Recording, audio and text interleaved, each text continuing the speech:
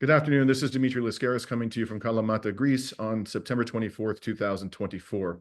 And today it's my pleasure to be joined again by Ali Abunimah. Ali is a Chicago-based Palestinian-American journalist and a co-founder of Electronic Intifada. Electronic Intifada is a nonprofit online media outlet that covers the Palestinian struggle from a Palestinian perspective. It was established in 2001. Ali is also the author of many books entitled, one in particular, entitled One Country, a Bold Proposal to End the Israeli-Palestinian Impasse, which proposed one state in historic Palestine shared by two peoples. And Ali joins us today from Amman, Jordan. Thank you for coming back on to Reason to Resist, Ali. Thank you, Dimitri. So Ali, during the past year of Israel's televised genocide, many of us have watched with growing alarm as Western governments and social media mega corporations have engaged in increasingly draconian forms of censorship. And recently, both you personally and Electronic Intifada have been on the receiving end of this repression.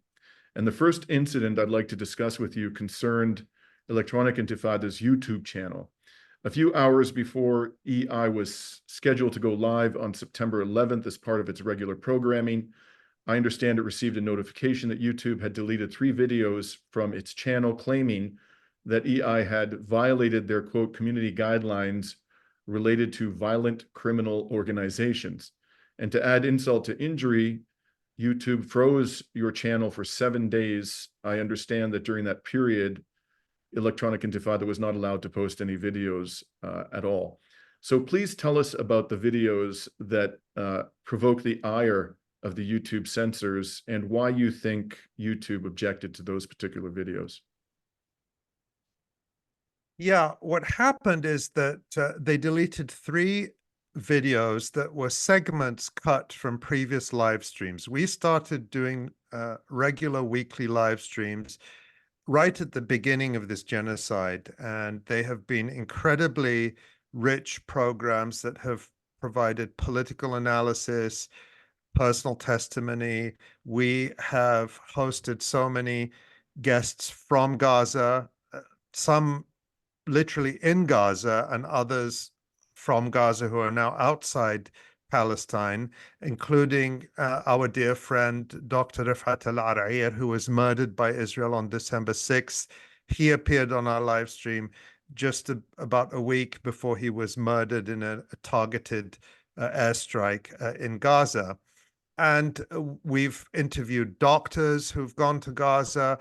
We have provided really comprehensive coverage. And as part of that coverage, we have had a weekly resistance report or report about what's happening on the ground by our contributing editor, John Elmer, who very expertly looks at videos from a number of sources, including sometimes Israeli military sources, social media sources, but especially from Palestinian resistance organizations. And he gives these very serious analysis. It's not sensational. We don't glorify any kind of injury or death to anyone. In fact, we edit out any scenes of injury or death in order to try to comply with the community guidelines, because up until September 11th, or September 10th, really, just sort of the day before our live stream, YouTube had already deleted 9 of our videos, including, in at least one case, an entire live stream episode, a 3-hour live stream that included all that kind of rich analysis that I was talking about. And we could never figure out why. The reasons they give are very vague. The videos we show from resistance groups, again, we edit them, we blur out the logos, we remove, any scenes of people being injured or killed. We do all that. Those same raw videos are posted by other channels on YouTube without any kind of redaction or censorship, and they're allowed to stay up. So we can't figure out why YouTube is targeting us, other than this being targeted political censorship. There really can be no other explanation. So we got this ban for 7 days. We were not able to go live on YouTube, although we did on many other platforms, and we were delighted to see that people followed us to those platforms. We did come back on YouTube the following week, but we're in a situation where they could do this again. And if we get 3 strikes, as they call it, then they could just remove our entire channel, where we have produced more than 150 hours of the type of programming I talked about, including first-hand testimonies from people in Gaza documenting what they and their families and their communities have been through. Really important historical information that could disappear, at the whim of YouTube. Of course, we are making sure that we have copies of everything, so we would still have it, and we would do our best to make it available. But the reality, Dimitri, as we've learned, is that in legal terms, YouTube is a private company, so they're allowed to do what they want. They're not bound by the First Amendment. You don't actually have free speech rights on YouTube. They are the dictator, the king, who can decide what you can say and what you can't say, and they can be entirely arbitrary. You really have no recourse. But so that's the legal reality, but the practical reality is that they're a monopoly. Yes, there are other platforms that you can go live on Twitter. We've done that. There's Rumble, there's Facebook Live, there's Twitch, and so on, and we use all of those. But the reality is, in terms of their reach, all those platforms combined are tiny compared with YouTube. And now this interview that we're doing, almost certainly the people who are watching us, the vast majority are watching on YouTube. And I also, because of my concerns about censorship on YouTube, I set up a Rumble channel a few months ago and have begun systematically posting all of my videos there. But it's my understanding, Ali, and please elaborate if you have more to add, that Rumble has been banished from various jurisdictions. So even if it had the wherewithal to have the global reach of YouTube, the fact of the matter is, legally, it's not permitted to have the reach of YouTube. And certainly I can see in the size of my subscriber base on Rumble that the audience there is not remotely comparable to the audience on YouTube. So I completely share your concern. It is in effect a monopoly or quasi-monopoly, and the absence of due process and transparency with respect to its rules of censorship is really Orwellian, frankly.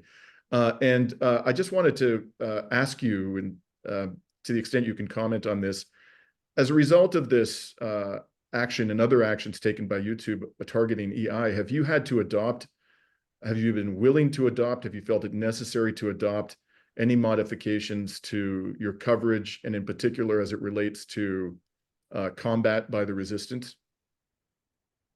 Yeah, as I said, frankly, we carefully edit the videos we show. We are, what they say in the community guidelines is that context is everything. That if you're presenting this material in order to, of course, the rules are rigged to begin with, because under their definition, they say a violent criminal organization. I think immediately of the Israeli military, which is perpetrating genocide. But we all know that that's not what YouTube means. They mean violent criminal organization as defined by Western governments, by the rules-based international order. So the rules are rigged to begin with. We could show probably any video from the Israeli military, and they would be fine with that. But when it comes to videos from Palestinian resistance groups, there are no international journalists on the ground in Gaza. So these videos are pieces of evidence that we as journalists, as analysts, trying to get the fullest possible picture of what's happening in Gaza, need to look at and need to present. And we're doing that. And we're doing it in a context where we're providing informed commentary and analysis. And we're doing it, as I said, by redacting these videos, sometimes pretty severely. And we're forced to do that because the alternative is we can't reach the audience at all. So Right. yes, there is a chilling effect. There is a form of, effectively self-censorship, because you have to try to comply with these rules that you can't even navigate because they're so vague about what they are. And when they give you a strike and say you violated it, they just say violent criminal organizations, but they don't tell you exactly what it is you did wrong. What did you say that broke the rules? What was the video segment that they say broke the rules? So you have really no way of knowing what is and is not going to trigger them. So it's very difficult, but we feel we have a duty to continue to try to do this with integrity and with as much clarity and honesty as we can. And we're continuing to do that. Ali, you may recall this from the first time you were on my program a few months ago. I watch John Elmer's segments religiously. And every single one of the videos that he has ever referenced, issued by a resistance group, is readily accessible to me on Telegram. I wasn't aware that some of them are also published unedited on YouTube. That's amazing. They are all published unedited on YouTube. I mean, I say all because, maybe there are some that aren't, but pretty much I've been able to find any that I've looked at. And they're posted by news channels, by major legitimate news channels, particularly in the Arab world, and they're readily available. And I think that's fine, because this is information that is coming out, but they're not even presenting it often with the kind of contextual explanation analysis that we are, and yet we're the ones getting our videos taken down. So let's move to the incident that involved you personally. As I mentioned off the top, you yourself were targeted not by a social media company, but by a government. And specifically this past July, Germany's legal authorities issued to you an order banning you from giving a speech. It boggles my mind to even say this, via Zoom, to the Palestine Conference in Exile, organized by supporters of Palestinian rights in Germany on 25 to 26 July. And the order threatened you with fines and up to 1 year in prison for participating in the conference. And I understand you did so anyways. I'm curious, what has been the German authorities' response to your defiance of their fascistic order? Yeah, it does sound completely absurd. And I wouldn't believe it if it wasn't going through it. But actually, it starts earlier than that, because the order in July was actually the second ban I had received from the German government. And so let me just go back and briefly explain what happened in April, because in April, Palestinian and German solidarity activists, including many Jewish German solidarity activists, organized a conference in Berlin, which they called the Palestine Conference. And they invited people to come to Berlin, including me, to participate. And I agreed to participate. We didn't say whether I was coming in person or not, but others were.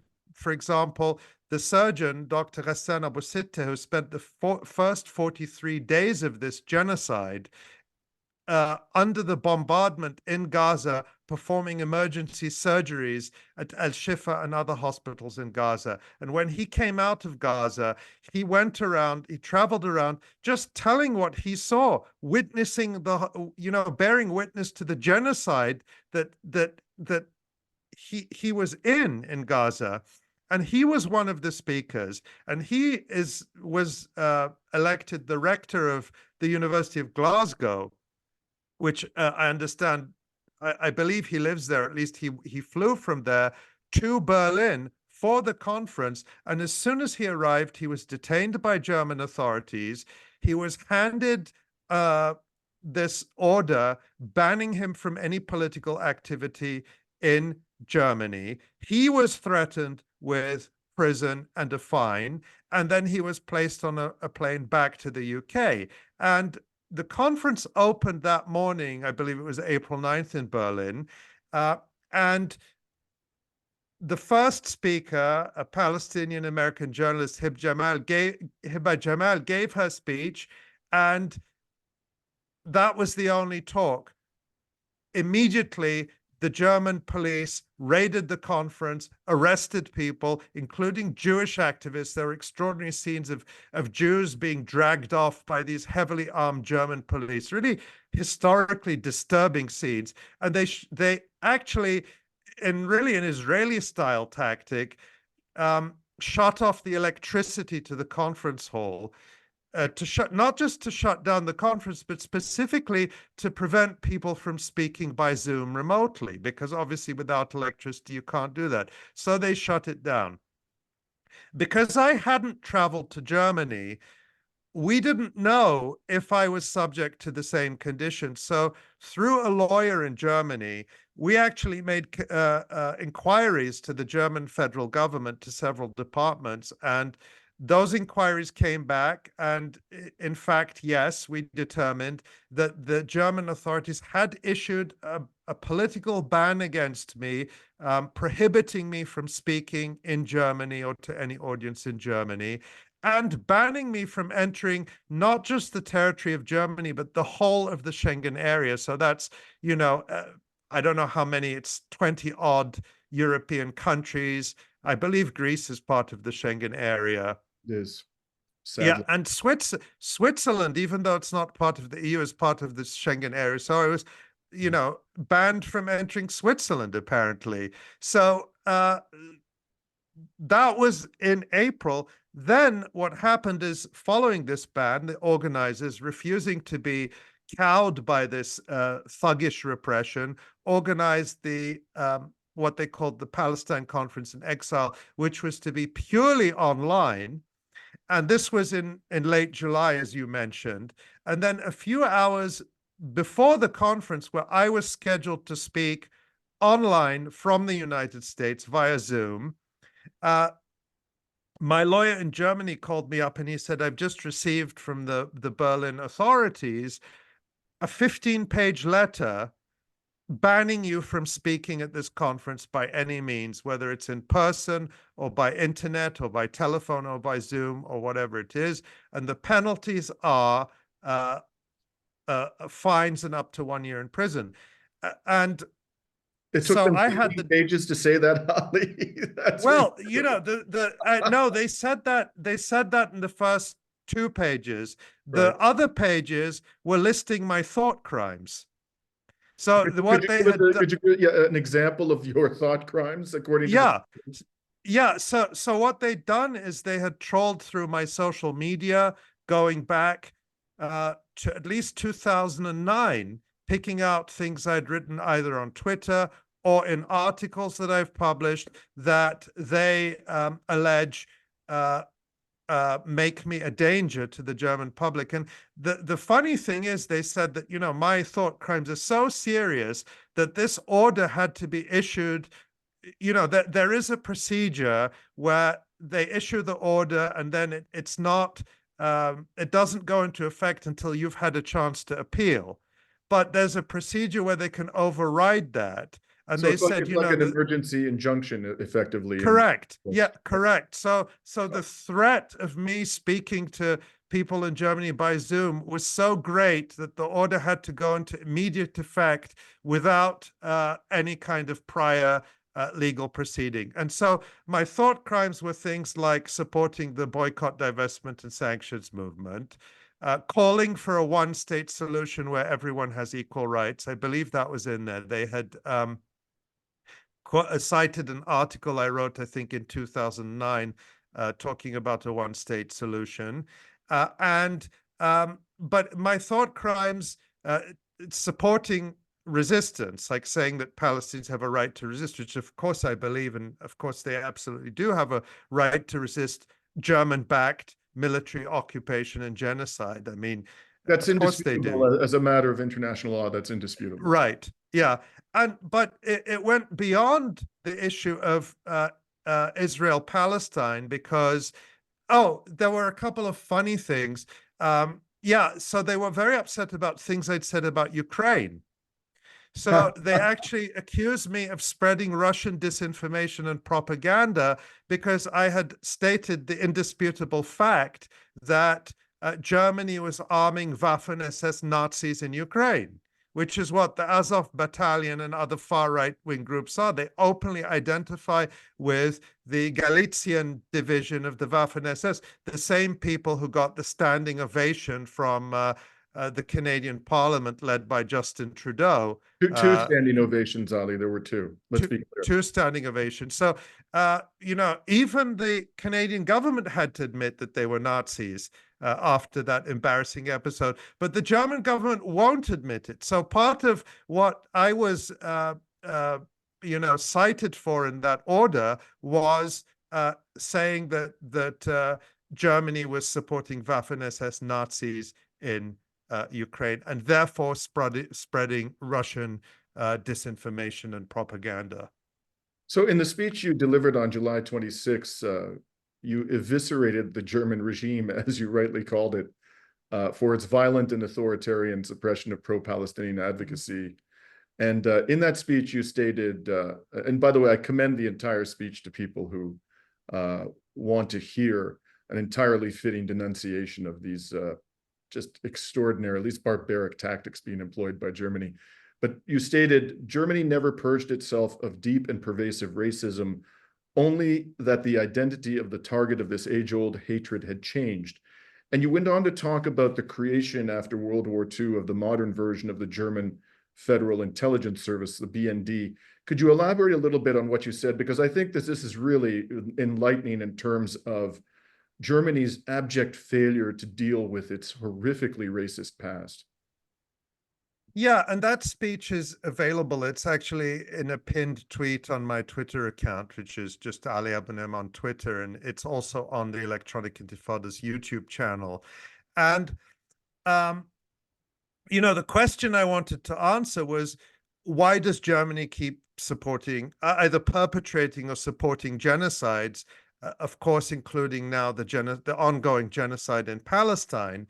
And what I took people through, and I had to learn this history myself because, you have to unlearn a lot of the Western indoctrination and propaganda that we're all taught about. The World War II was the good fight, which clearly, defeating Nazism, as the Soviet Union did, because primarily the Soviet Union bore the brunt of the battle to defeat Nazism. That's not to say that the United States and others didn't contribute to the fight against Nazism, but it was primarily a Soviet achievement and a Soviet victory, something that is now being deliberately erased from public consciousness. But immediately after the war, very soon after the war, the United States decided now the new enemy is the Soviet Union and communism. So they recruited, we have this myth that Germany was denazified. There was a process of denazification.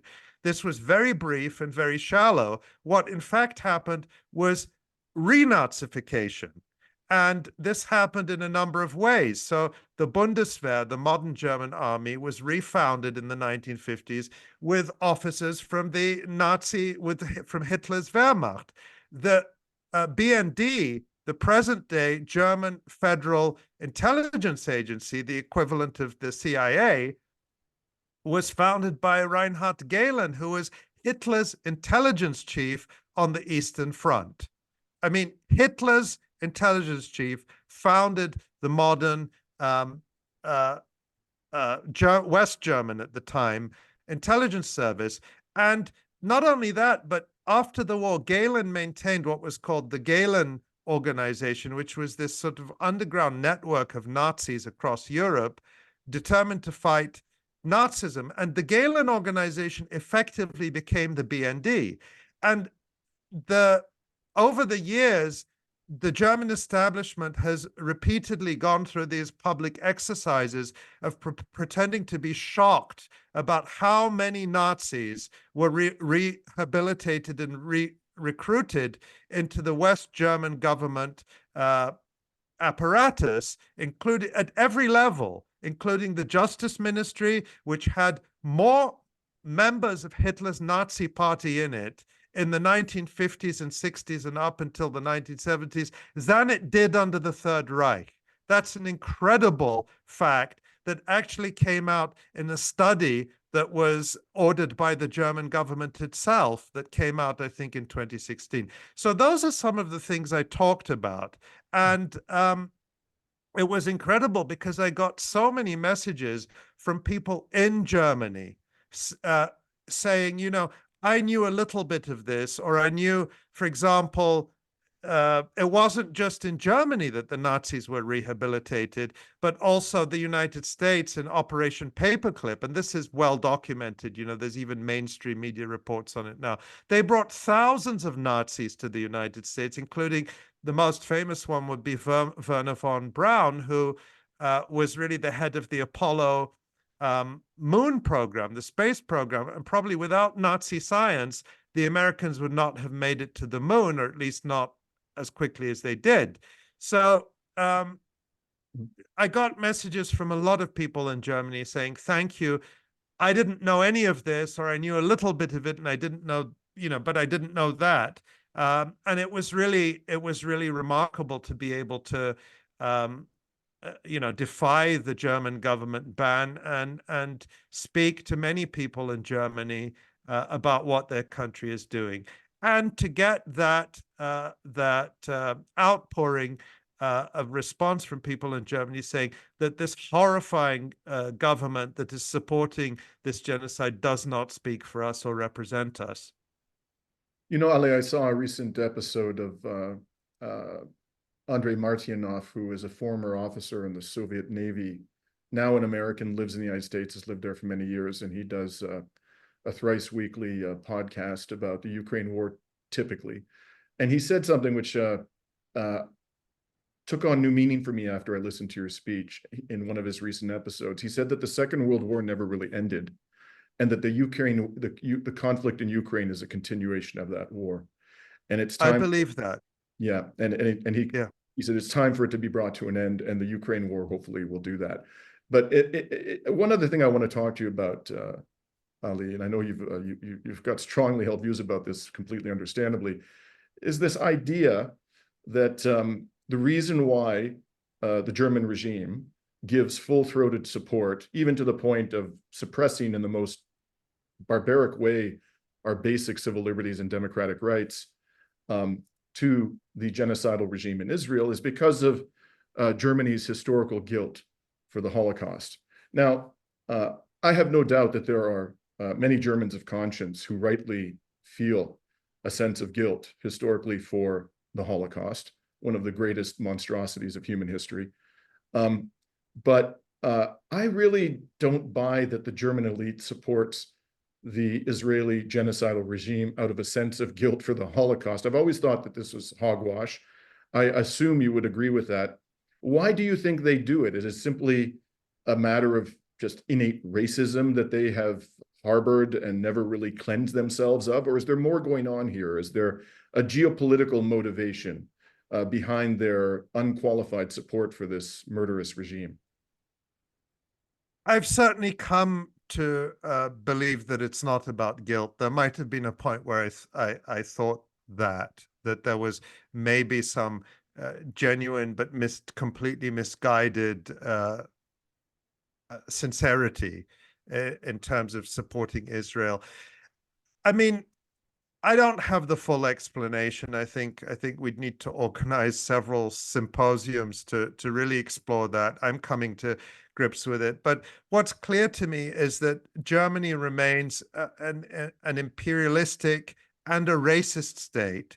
And you know what I see the contrasts more now between West Germany and East Germany, which tells us a lot. I think it tells us a lot. The sort of the conventional mainstream Western story about East Germany, which of course came to an end in 1990 with the so-called reunification of Germany, but it was really the annexation of East Germany by the American-backed West Germany. But the conventional story is that East Germany was a repressive communist dictatorship that abused its own people, that spied on them, the infamous Stasi, and so on. I think you could look at it from a different perspective. If you could compare and contrast East and West Germany, it starts to give us an insight into perhaps a clue into why Germany is the way it is today. West Germany lectures us constantly about the lessons of history, but look at the history of West Germany. West Germany has supported every imperialist war, not just not just Zionism, not just Zionism's imperial colonial war against the Palestinian people and the rest of the people in the region. West Germany opposed sanctions on apartheid South Africa, for example. West Germany joined in with the United States in many of its imperialist wars. The opposition of Gerhard Schroeder, the West German chancellor at the time of the US invasion of Iraq, to the Iraq War was an exception to Germany's full participation as a junior partner in American imperialism on the side of racism and colonialism, always. East Germany, on the other hand, you could say, is the only German state that ever did learn the lessons of history, because East Germany supported anti-colonial liberation movements all over the world against white supremacy and Western imperialism. So East Germany helped train and arm the resistance in South Africa, across Southern Africa, in Palestine as well. So East Germany had a real sense of the historic role to oppose the crimes of Europe and the West against the rest of the world. And East Germany was vilified. Okay, so you had the Stasi. I mean, today East Germans say, or former East Germans as they say, well, some things were better and we miss East Germany for certain reasons. But yes, it was a bit repressive. But you have to look at that repression in the context of the fact that East Germany was targeted for destruction by the West. And can you have a viable, functioning communist or socialist state when the West is doing everything possible to destroy it, as they eventually succeeded in doing? Mm-hmm. So it means that you have to look at West Germany really as the continuation of Nazism, even if they took off the uniforms and stopped calling themselves Nazis and put on the suits, as literally happened. As I said in my speech to the conference in July, Kurt Kiesinger, who was chancellor of West Germany in the 1960s, was literally a former senior Nazi who had worked closely with Goebbels in the Nazi regime. But of course, he had a business suit at that time. So when you look at it in that sense, it makes more sense that really Germany didn't reform or change in any way, at least Western Germany, which now controls Germany. Of course, you get into a more complicated discussion that perhaps is outside my realm of expertise about why you see the resurgence of, very right-wing, the AfD, which appears to have its roots in the eastern part of Germany. But even that, I think, can be explained by the poverty and the resentment of people in Eastern Germany to whom promises were not kept after reunification. So you see this kind of this backlash, this rejection of the West German establishment that still dominates the state. So, that's sort of in a nutshell. Yeah, so, but it's also true that Sarah Wagenknecht, the left-wing candidate, enjoys elevated levels of support in East Germany. It isn't just the AfD. In any event, before we close it out today, Ali, because I want to take advantage of the fact that you're in Jordan, to the extent you're able to share with us your thoughts in the limited time you've been there. I understand you've been there for about a week, about the current geopolitical, the political stability of the monarchy today in Jordan. And I just want to highlight one event in particular, and it may have just been an exception, a one-off that doesn't reflect broader trends within Jordanian society. But I was there in March in Amman and crossed over into Palestine from the Allenby Bridge. I did attend a protest at the Grand Husseini Mosque in Jordan, there was a police presence. And I had read before going there that there was an Amnesty, or I think a Human Rights Watch report that said that the Jordanian monarchy had arrested thousands of peaceful protesters. And I assume that that has continued to some degree. But there hadn't been any notable incidents of armed resistance by Jordanians targeting either the regime or the Israelis. And then comes along this incident at the Allenby border about 2 weeks ago, at the Allenby Bridge, I should say, where a Jordanian truck driver, who I understand has— A former soldier. Yeah. Yes, and he has some familial connection to a heroic figure from the Jordanian military past who resisted the Zionist entity. In any event, he killed 3 border guards. Interestingly, and not surprisingly, the Western media mostly characterized them as civilians, but if you read the fine print, apparently they were actually border guards, guarding a border that they have no right to police under international law because their occupation is illegal. In any case, do you see this, is your sense that the monarchy is losing control of the situation? Do you think that there is a real risk of this having profound impacts on the stability of the regime? And when I say this, of course, I'm referring to the genocide in Palestine. I think the greatest threat to the stability of Jordan is Israel, in the sense that the long-term, and I'll come back to that incident in a moment, but the long-term threat to Jordan is that the Zionists have always seen Jordan as the proper place for the Palestinians, that if the Palestinians want a state, it's in Jordan. And I think that Jordan thought that by signing the peace treaty with Israel in 1994, ironically, it's all, think about this, it's always Israel that is seeking recognition from the rest of the world. But in a sense, it was Jordan that was seeking recognition from Israel and thought that by signing this peace treaty, it could finally put to bed the so-called Jordanian option, where Israel expels the Palestinians into Jordan, and then Jordan becomes effectively the alternative Palestinian homeland. But that hasn't happened because the ascendant, in fact, ruling political forces in Israel, this ultra right-wing Kahanist movement believes that. They say if the Palestinians want a state, they should go to Jordan. And they are increasingly emboldened, and you see more and more calls for the expulsion of Palestinians from the West Bank to Jordan. So that is the real threat to Jordan. And I think the sense among people in Jordan is that the government is not sufficiently ready to meet such a threat. And the popular sentiment, of course, is complete and absolute solidarity with the Palestinian people and their resistance. That, is across the board. And Jordan, of course, has a large Palestinian population of Palestinian ancestry who are Jordanian citizens. But that's not the division. There's sort of, if you read Western or Zionist literature, they say there's the Palestinians and there are the East Jordanians.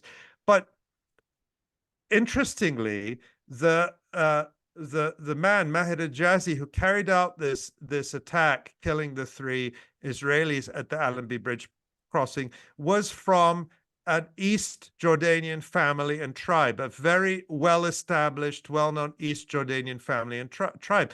And in previous occasions where there have been, acts of armed resistance, they have also come from East Jordanians. And that emphasizes that this is not, a Palestinian versus East Jordanian. That doesn't exist. That among the population, Israel is universally seen as an enemy. And what is not talked about in any official sense, but everybody knows, is that Jordan is the operating base for Western militaries who are flying missions to protect Israel from, missiles, whether it be from Yemen or Iran or anywhere else. This is not something that is secret. If you look on, a flight tracking app, any day you will see British warplanes over Jordan carrying out patrols. The American warplanes seem to have their transponders off, but it's, they're definitely present. So when you talked about there was an amnesty for the protesters or there was a police presence, I think that the government is always trying to play this balancing act of allowing people to let off steam, allowing them to protest their outrage, their horror, their anger at this genocide, while maintaining the status quo. And it's becoming an increasingly difficult and precarious act in a sense. And this incident 2 weeks ago with the killing of the three Israelis at the Allenby Bridge crossing heightened that contradiction, because at the popular level, and this included members of parliament, included sort of community leaders and leaders of major families, there were thousands of people who went to pay condolences and pay their respects to the family of Al-Jazi, the man who did this. And he's being treated as a hero. And his father spoke publicly and said how proud he was. And, I'm proud. He said, I'm proud that I raised a lion. And that was the sentiment. Whereas the government had to remain completely silent, and they couldn't, no government official could go and pay condolences because they would get in trouble with, the United States and others. So they were placed in an extremely difficult position, and all the government could do, Israel was very upset because the Jordanian government, neither could they pay condolences to the family of Al-Jazi, nor could they clearly condemn the incident. They issued a rather vague statement that, ultimately blamed Israel and said, but we condemn all attacks on civilians anywhere. So I think that illustrates the sort of difficulty of the balance they're trying to maintain. I don't think, that they're, on the edge of toppling or anything like that. But these contradictions are building and have been growing with time. And what you also see is more, there was a period I remember in Jordan where it was pretty much taboo to have any display, a public display of solidarity with Palestine. Ironic, if you think about it, but that just sort of shows this sort of insecurity about the national identity of Jordan. Now it's very common to see Palestinian flags flying from people's balconies in a way that I hadn't seen for many, many years. And I think there's just an acceptance that it's not possible to suppress this sentiment, and rather the approach is to try to sort of give it outlets, to let people let off steam. But they're certainly not going to allow Jordan to become a base for armed resistance if they can do anything to stop that. They will, in fact, do everything they can to stop that. Well, thank you so much for joining me again today, Ali. It's been most enlightening conversation, as it always is when I speak with you. And I look forward to speaking with you in the future.